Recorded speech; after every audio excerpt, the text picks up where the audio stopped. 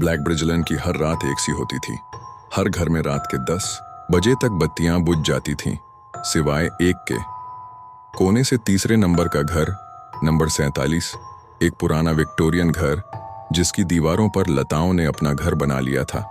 उसके ऊपर की मंजिल की एक खिड़की से हर रात एक हल्की पीली रोशनी झलकती थी, एक नर्म मध्यम सी चमक जो बुझने का नाम नहीं लेती थी। लोग कहते थे वहां रहने वाली औरत कभी घर से बाहर नहीं निकलती, न खिड़कियां खोलती, न किसी से बात करती, न मुस्कुराती। लोग उसे कहते थे ब्लैक ब्रिज की विधवा, पर कोई उसका असली नाम नहीं जानता था। जब लिया कार्टराइट ब्लैक ब्रिज लेन में रहने आई तो उसने सोचा था कि उसने अपना दुख पीछे छोड़ दिया है। पिछला साल उसकी जिंदगी का सबसे बुरा रहा। उसका मंगेतर एक हादसे में मारा गया, फिर 2 हफ्तों में नौकरी चली गई, और फिर एक शहर जिसमें हर गली एक पुरानी याद थी। लिया ने शहर छोड़कर एक शांत कस्बा चुना। ब्लैक ब्रिज लेन पर स्थित नंबर 45 उसका नया घर बना। ब्लैक ब्रिज की विधवा के घर से एकदम सटा हुआ। दीवारें पुरानी थीं, छत टपकती थी, मगर लिया को फर्क नहीं पड़ा। पर उस घर में एक चीज थी जो उसकी नींदें चुरा लेती थी, वो खिड़की की रोशनी। लिया ने पहली बार विधवा को देखा तो आधी रात हो चुकी थी। बाहर हल्की बूंदाबांदी हो रही थी।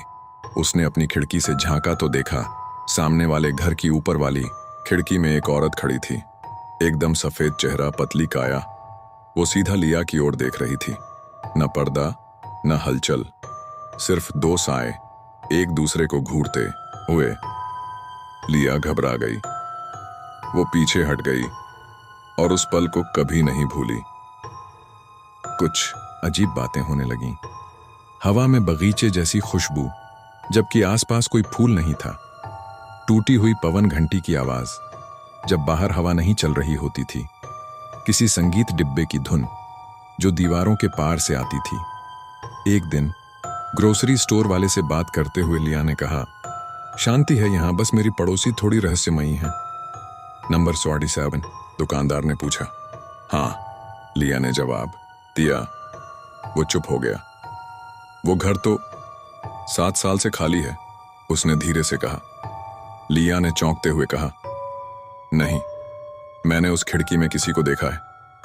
दुकानदार की आंखों में डर झलक आया।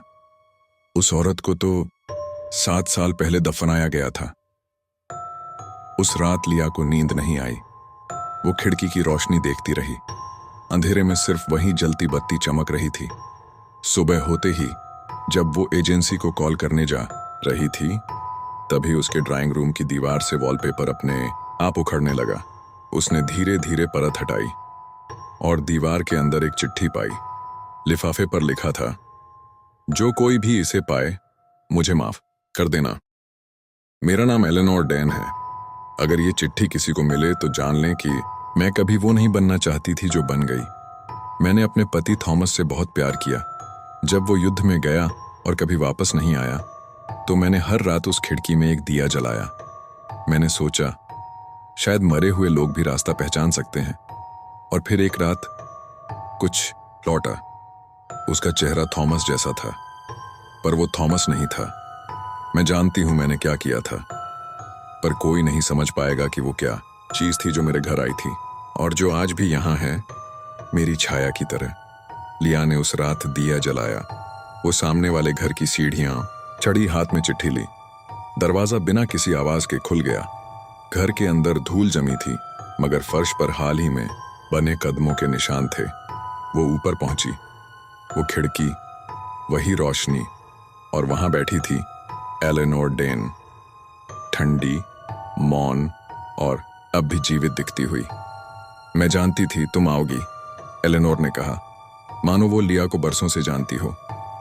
तुम अब भी जिंदा हो? लिया ने पूछा। मुझे मरने नहीं दिया गया। लिया ने एलेनोर को गले लगाया। वो ठंडी थी मगर असली।